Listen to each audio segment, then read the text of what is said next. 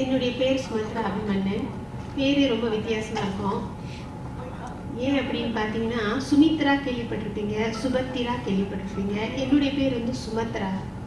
நான் இதை நிறைய தடவை கேட்டிருக்கேன். மலேசியாவில் வந்து ஆமாம், பக்கத்தில் இருக்கக்கூடிய இந்தோனேஷியாவில் ஒரு தீவு தான் சுமத்ரா தீவு. அப்போ நான் எனக்கு பேர் வச்சது எங்கள் அப்பா. எங்கள் அப்பா வந்து எந்த ஒரு ஜாதகம் அதெல்லாம் பார்க்கக்கூடிய ஆள் இல்லை. அப்படிப்பட்டவர் அவர் வந்து அவர்கிட்ட நான் கேட்டேன், ஏன்ப்பா இப்படி ஒரு பேர் வச்சிருக்கீங்க, எழுத்து பிள்ளையா? நீங்கள் எங்கள் அப்பா பேரை கூட பார்த்தீங்க அப்படின்னா அபிமன்னன் என்பது வந்து என்னுடைய பிறப்பு பத்திரத்துல இல்லை, வேற அப்பா இல்லை, அதே அப்பா தான். ஆனால் பெயர் அப்படி எழுதப்பட்டிருக்கு, ஐ மன்னன் அப்படின்னு எழுதப்பட்டிருக்கோம். மலாய் மொழியில் எழுதப்பட்டது வந்து அந்த காலத்தில் எங்கள் தாத்தா வந்து இங்கே பிறந்தவங்க. அப்புறம் அங்கே வந்துட்டாங்க. எங்கள் தாத்தா எங்கள் அப்பாவுக்கு பேர் வைக்கும் பொழுது அவங்களுக்கு மலாய் எழுத வராது. அப்போ வந்து யாராவது ஒரு மலாய் தெரிஞ்சவங்களோ அல்லது மலாய்க்காரர்கள்ட்டே போய் இந்த பேரை சொல்லுவாங்களாம். இந்த பேரை சொல்லும் பொழுது அவங்களுக்கு என்ன தோணுதோ அதை எழுதிடுவாங்க. ரொம்ப பேர் எழுத்து பிள்ளைகளாக தான் இருக்கும். எங்கள் அப்பா பேர் அபிமன்னன், ஆனால் அங்கே வந்து ஐ மன்னன் வந்தது. மலாய் மொழியில் மாற்ற முடியாது, ஆனால் தமிழ் மொழிலையும் அர்த்தம் இல்லாமல் ஒரு பேரை வைக்கக்கூடாது என்பதற்காக நான் எங்கள் அப்பா பேரை தமிழ் மொழியில் எழுதும் பொழுது அபிமன்னன் என்று தான் எழுதுனேன். எங்கள் தாத்தா பேர் அர்ஜுனன். அப்போ ஏதோ ஒரு விஷயத்துக்காக தான் அவர் அந்த பேர் வச்சிருக்காருன்றதை வந்து நான் முழுமையாக நம்புவேன். அதனால நான் எப்பயுமே அபிமன்னன் தான் எழுதுவேன். அந்த மாதிரி ஏதாவது ஒரு எழுத்து பிள்ளைகள்னால செஞ்சுருக்கீங்களான்னு கேட்கும் பொழுது எங்கள் அப்பா தீர்க்கமாக பதில் சொல்லுவார், இல்லைம்மா அது வந்து ஒரு வளமான தீவு, நான் அங்கே வேலைக்கு போயிருக்கேன், எங்கள் அப்பா வந்து வேலைக்கு போயிருக்காங்க அங்கே, அந்த மாதிரி ரொம்ப நல்லா வளமாக செல்வ செழிப்போடு இருக்கணும் அப்படின்னு. அது உண்மையா என்னன்னு தெரியல, ஆனால் எங்கள் அப்பா எப்பயுமே அவர் செய்யக்கூடிய ஒவ்வொரு காரியத்துக்குமே ஒரு நியாயம் வச்சிருப்பாரு. அப்படி அதை நியாயப்படுத்த நினைச்சாரா என்னன்னு எனக்கு தெரியல. ஆகவே என்னுடைய பேர் சுமத்ரா அபிமன்னன். இப்பொழுது நான் வந்து இங்கு பேசி சென்றவர்கள் 2 ஆண்கள், ஒரு இளம் பெண். நான் வந்து திருமணமான குழந்தைகள், எனக்கு 4 குழந்தைகள் கொண்ட ஒரு பெண். ஸோ என்னுடைய பயணம் என்பது வேறு மாதிரியான ஒரு பாதை. நான் வந்து ஒரு ஆசிரியர், தமிழ் ஆசிரியை, இடைநிலைப்பள்ளியில் தமிழ் ஆசிரியர். நன்றி. அங்கே வந்து தமிழ் உண்மையாகவே நிறைய வளர்ந்து கொண்டு தான் வருது. முதல்ல கூட நம்ம தங்கை யோகாம்பிகை சொன்னாங்க, அது ஒரு பக்கம் இருக்கத்தான் செய்யுது. அதாவது சீன மொழி கற்றுக்கொண்டால் மலேசியாவில் வேலை கிடைக்கும். ஏன்னா சீனர்கள் தான் அதிகமான துறை வச்சிருக்காங்க, சீன மொழி தான் அவங்களுக்கு தேவைப்படுது. அது ஒரு பக்கம் இருந்தாலும் மலாய் மொழி கற்றுக்கொள்ள வேண்டும், ஏனென்றால் அது எங்களுடைய தேசிய மொழி.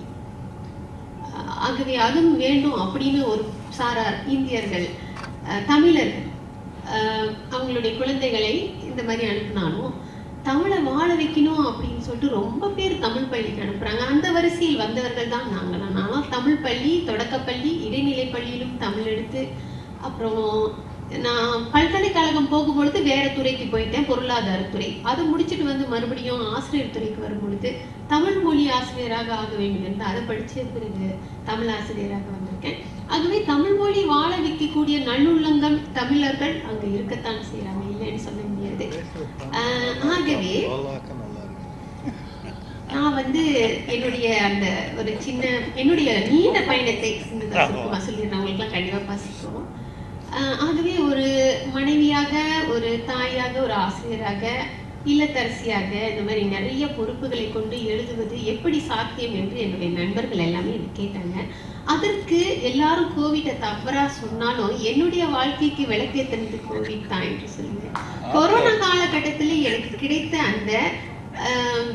அந்த பொது முடக்க காலகட்டத்தில் எனக்கு கிடைத்த அந்த நேரத்தை நான் வந்து எழுதுவதற்கு பயன்படுத்தினேன், வாசிக்கிறதுக்கும் பயன்படுத்தினேன். வாசிப்பு எனக்கு வந்து ரொம்ப நாளான பழக்கம். எங்கள் அப்பா எனக்கு செய்த ஒரு நல்ல விஷயம் வாசிக்க சொல்லி, அது எல்லாமே ரொம்ப நாளாக என் மனசுக்குள்ளேயே இருந்த விஷயங்கள் தான். அதெல்லாம் நான் கடந்து வந்த பாதைகளில் எனக்கு ஏதாவது பாதிப்பு ஏற்படுத்துறதாலும் நான் யோசிச்சுக்கிட்டே இருப்பேன் எழுதணும் அப்படின்னு.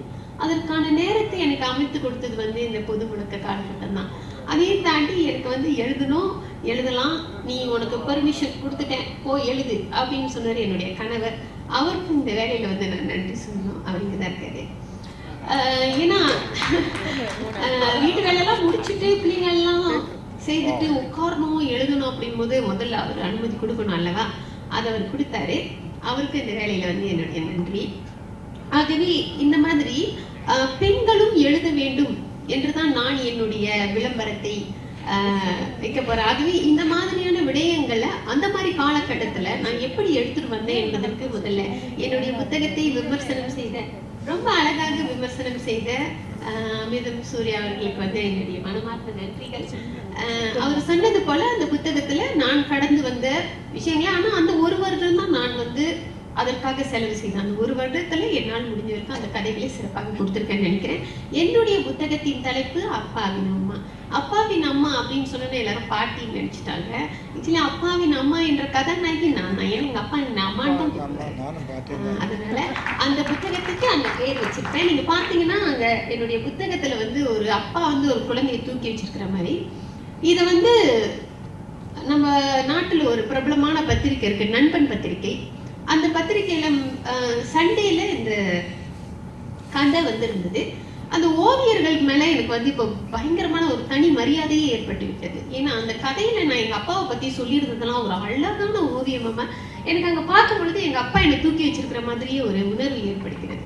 அவ்வளவு அழகா கொடுத்த ஓவியத்தை ஏன் என்னுடைய புத்தகத்தின் முகப்பு படமாக கொடுக்க வேண்டும் என்று நான் நினைச்சு அதுக்கு வந்து எனக்கு ரொம்ப உதவி செய்த தோழி பொன் கோகிலம் அவர்களுக்கு நான் நன்றி சொன்னோம். ஏன்னா நான் நினைச்சேன் அவ்வளவுதான், ஆனா அதுக்கான எல்லா வேலைகளுமே அவங்க தான் செய்தாங்க. பிறகு அவ்வளவுதான் என்னுடைய பயணம். ஆகவே பெண்களே இங்க நிறைய பேர் உட்கார்ந்துருக்கீங்க, நீங்க எல்லாருமே எழுதலாம், வாய்ப்பு கிடைத்தா நம்ம எழுதலாம் என்பதற்கு வந்து நான் வந்து ஒரு முன்மாதிரி. என்னுடைய நண்பர்கள் கேட்கும் பொழுது நான் அதுதான் சொல்வேன், நம்மளுக்கான நேரம் வரும் பொழுது கட்டாயம் எழுதலாம். பெண்கள்னா வீட்டுக்குள்ளேயே வேலை செய்துக்கிட்டு மற்ற விஷயங்களை மட்டுமே பார்த்து கொண்டிருக்கணும் என்ற கட்டாயம் இல்லை. நம்மளுக்கு என்னைக்காவது நேரம் கிடைக்கும், எனக்கு கிடைச்ச மாதிரி உங்களுக்கும் கிடைக்கும். அமிர்தம் சூர்யா அவர்கள் சொன்னது போல யார் யாரெல்லாம் புத்தகம் போடணும் இதுவரை போடலை, அதுக்கு நிறைய காரணங்கள் சொல்லிட்டு இருக்கீங்களோ, நீங்க என்ன ஒரு மாதிரியாக நினைச்சுக்கிட்டு நீங்களும் புத்தகம் போடுவீர்கள், நிறைய எழுதுவீங்க அப்படின்னு நான் நினைக்கிறேன். என்னுடைய புத்தகத்தையும் வாங்கி ஆதரவு கொடுப்பீர்கள் என்று பெரிதும் எதிர்பார்க்கிறேன். இறுதியாக நான் வந்து மதுரை உலக தமிழ் சங்கத்தின் இயக்குனர் ஐயா அன்புச்செழியன் அவர்களுக்கும் அடுத்து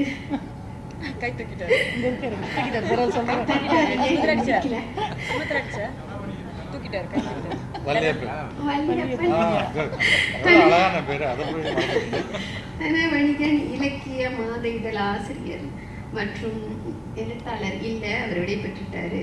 மற்றும் இங்கிருக்கும் அனைவருக்கும் என்னுடைய மனமார்ந்த நன்றிகள். வாய்ப்புக்கு நன்றி. நன்றி.